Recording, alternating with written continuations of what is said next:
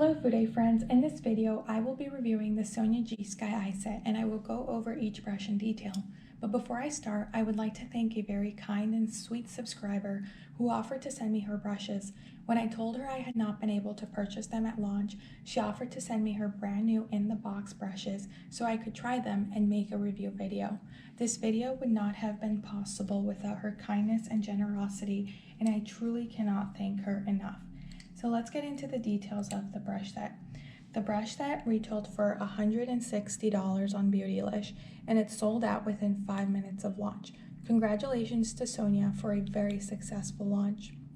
The set includes 5 brushes in the tapered handle with a gradation of blue coloring that goes from blue to dark blue to black, with a slight sparkle.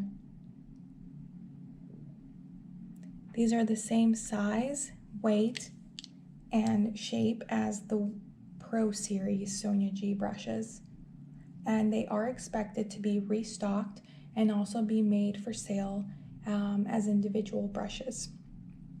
All of the brushes have Sai Coho goat hair, and I believe are the same softness as other Sonia G brushes, which I think are soft enough for even skin types that are sensitive or very sensitive. There will be a softness survey linked, and I would appreciate your input if you have these brushes and would like to share your feedback with us. I have nothing to report in terms of craftsmanship or quality differences. They are the same high quality we can expect from this brand. I will be reviewing the brushes in order from what I thought were the most worthy, starting with the Jumbo Blender. So the Jumbo Blender is described as an all-over base brush, blender, or fixer. This brush has an oval shaped bristle head with a rounded tip and sides.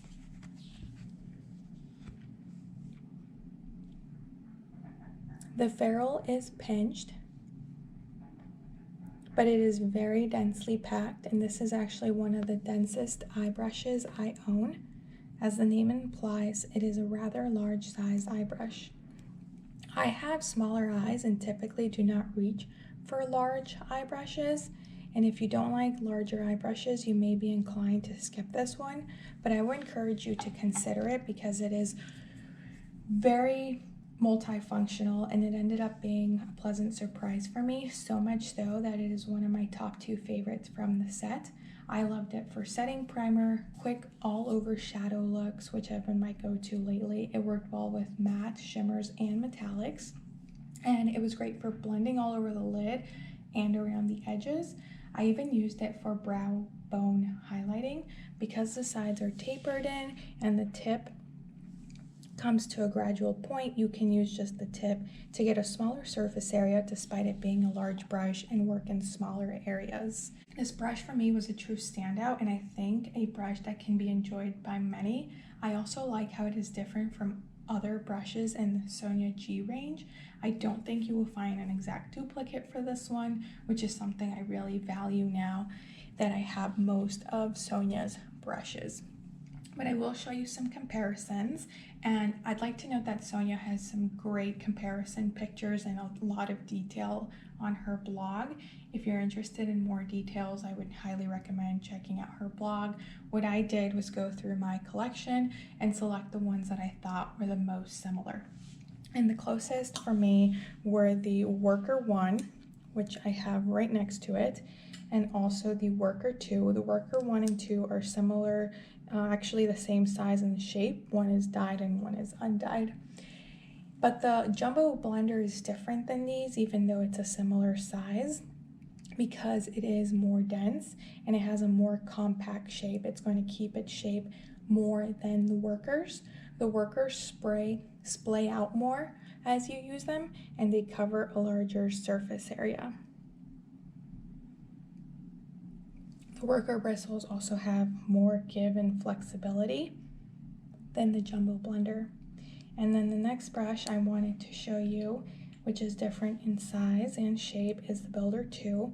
But I wanted to show you this one because this is the densest eye brush in her range, And in terms of density, the Jumbo Blender is less dense than that one, but more dense than the Worker 1 and 2. So here's the order going from least to most dense, with the Jumbo Blender being in the middle for density. My next favorite brush and standout brush was the Mini Booster. The Mini Booster is described as a small crease brush. It is basically a mini version of the Blender Pro. This one has a round ferrule, and the bristles on this one do come to a point. I have seen pictures of other brushes where the tip is more domed, so there will be some differences in bundling. Please keep that in mind. This brush works beautifully for blending in precise areas or for boosting intensity by laying on more color. The density of this one is medium to high, and that's what makes this brush unique. This brush is a new design in the Sonia G brush line, and I think a great addition to her line. I think this is a brush that can be enjoyed by many regardless of their eye shape or makeup preferences and the size of their collection of existing Sonia G brushes. The added bonus for this one is that I also think and found it very suitable for smaller almond-shaped eyes. I think it'll be great for hooded eyes and mature skin because it has this very small shape and tight density. It's less likely to skip on the skin or leave patchiness. For comparisons, I don't have anything similar to show you from Sonia G. All of the other crease brushes are going to be larger, but the closest is the Crease Pro. The Crease Pro is larger and more airy and covers a larger surface area. And these will work really well together. That I don't find it redundant at all to have both. The Mini Booster performs differently because the bristles have this stiffness and density to them. And while not identical, when I first opened the Mini Booster, the first thing I could think of was this Kolinsky brush I have by Shu Uemura. It's the number 5R. The Shu is even skinnier. The circumference of the ferrule is smaller. And the Kolinsky hair is going to be more stiff and springy than goat. But both brushes are ideal for similar functions, and I couldn't help but wonder if the design of the Mini Booster had in any way been inspired by the classic R. I think these are great brushes for everyone to try. They're very useful for more detailed crease work looks. I also have the Kyoto BP036, which is more affordable and it's still available. So if you're interested in the 5R, you can look into the Kyoto. And if you're enjoying the Mini Booster and want to explore a different hair type, these Kolinsky brushes are a fun option. So let's summarize so far. I think that if you're only picking up 1 or 2 brushes from the Sky Eye set, I would strongly recommend the Mini Booster or the Jumbo Blender, solely because I think they're the most different from existing Sonia G brushes and very versatile brushes. Let's move on to the next portion of the video. The next 2 brushes that I'm going to talk about are brushes that I really liked, enjoyed, and worked absolutely beautifully, but I thought they were more similar to some of her existing brushes. While I do highly recommend these next 2 brushes, I want to make you aware that if you already have these shapes and don't want more similar brushes, you might want to consider passing on these. Also, it's possible that I missed something and my opinions are incorrect, so if you feel differently about these next few or any of the brushes I'm speaking of, please let me know in the comments. I really enjoy learning from you and hearing about the creative and different ways that you all use your brushes. So the next brush is the classic Crease, and this is a beautiful medium-sized crease brush. It has a round ferrule, but the brush head is going to be more domed, and it is a medium density. Truly a classic crease brush. The closest comparison is the Blender Pro.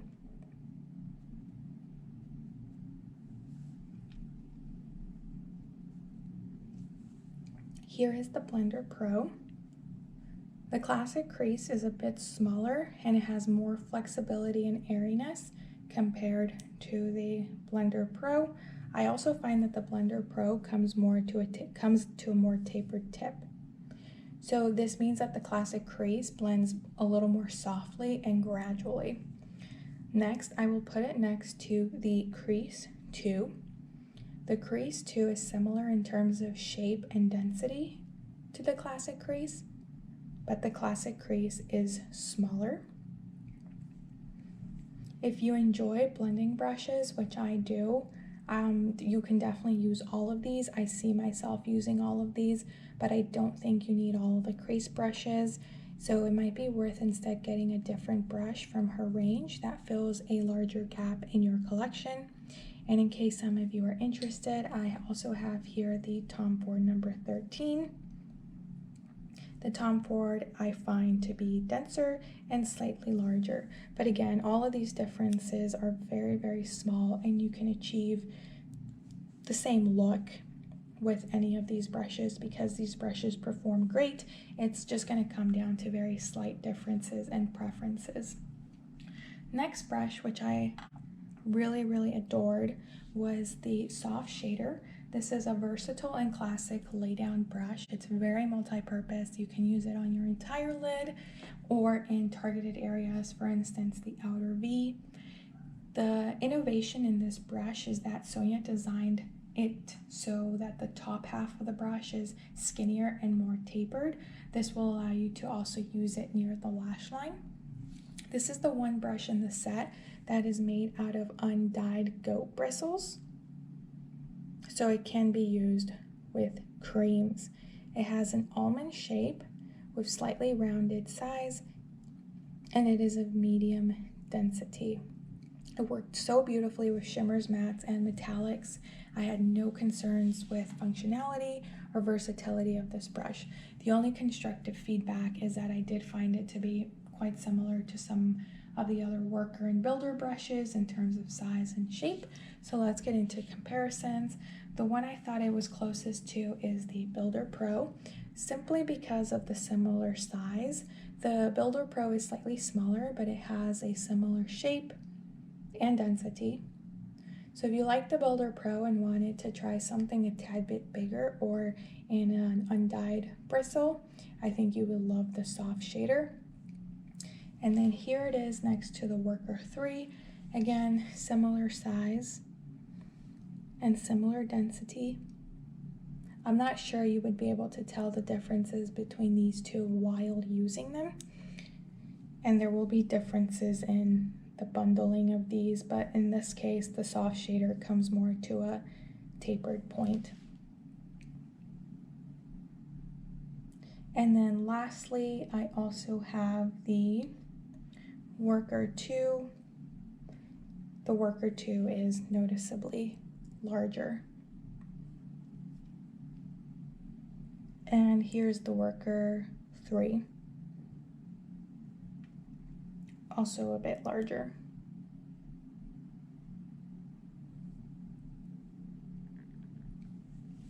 Let's move on to the last brush, which is the Flat Definer.